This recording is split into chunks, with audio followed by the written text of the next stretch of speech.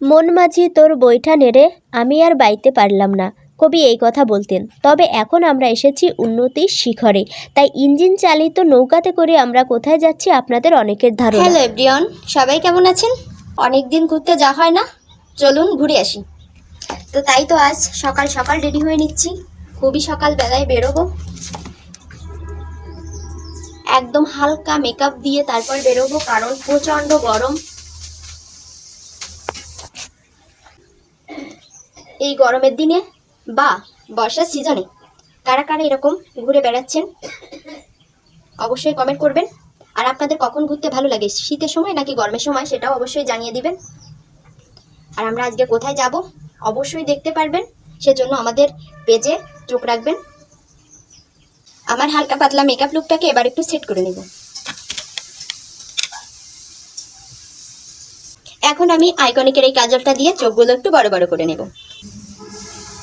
তোমারে ফুটাইতে গো আমার চোখের নিচে কালি, তুমি যে বাগানের ফুল আমি সেই বাগানের মালি।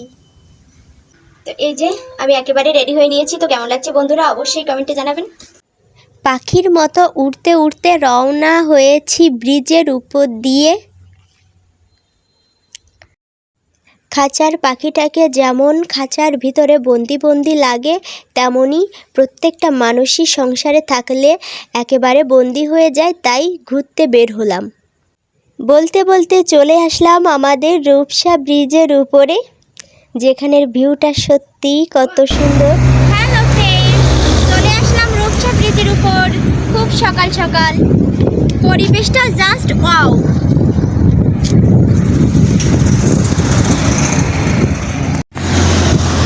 Rupsa bridge is my favourite bridge. বন্ধুরা, এটা হলো রূপসা ব্রিজ। আর রূপসা ব্রিজের এই যে নিচে এই যে বড় রূপসা নদী, এই নদীতে দেখেন কত রকম জাহাজ কার্গো। তো এখন বর্তমানে সব জায়গায় নদীর জল কিন্তু শুকিয়ে যাচ্ছে, নদীর জল কোথাও থাকছে না, কিন্তু এখানে মোটামুটি এখনো সব কিছু আছে ঠিকঠাক। তো আপনারা চলে আসবেন সময় পেলে এখানে। এখন আমাদের টোল দেওয়ার পালা, তাই জামাইকে বলছিলাম গাড়িটা একেবারে স্লোলিভাবে চালানোর জন্য। আর দেখেন এখানে দাঁড়িয়ে পড়লো। তো টোলটা দেওয়া হয়ে গেছে, আমরা আবার রওনা হয়ে গেলাম। ওহো, এই ফিলিংসটা আমি একদম ভুলতে পারবো না। দুইজন মিলে ললিপপ খেতে খেতে চলে গেলাম। চলে আসলাম তো মোংলা বন্দর, পরশুর নদী। এটা কেমন লাগতেছে বলো, এদিক তাকাও, ফিলিংসটা বলো। তো এখন কিন্তু মানে ঝিরি ঝিরি বৃষ্টি পড়তেছে, ঠিক আছে। আর এই নদীটা আপনারা একটু দেখেন কতটা বড়।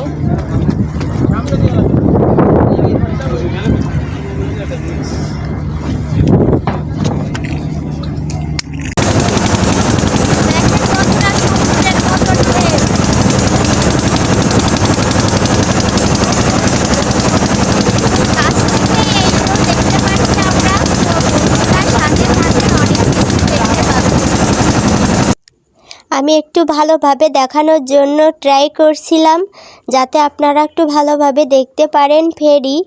আর এই নদীটাও সম্পূর্ণ দেখানোর চেষ্টা করছি। আরও গাড়ি পার করছিল, তো আমি নিজে নিজেই সব ভিডিও করছিলাম। দেখেন কত লোকজনের ভিড় ছিল ওখানে। তো প্রথম পর্বে কিন্তু এইগুলোই দেখালাম, সামনে আসছে আরও স্পেশাল চমক। দেখতে হলে অবশ্যই সঙ্গে থাকবেন।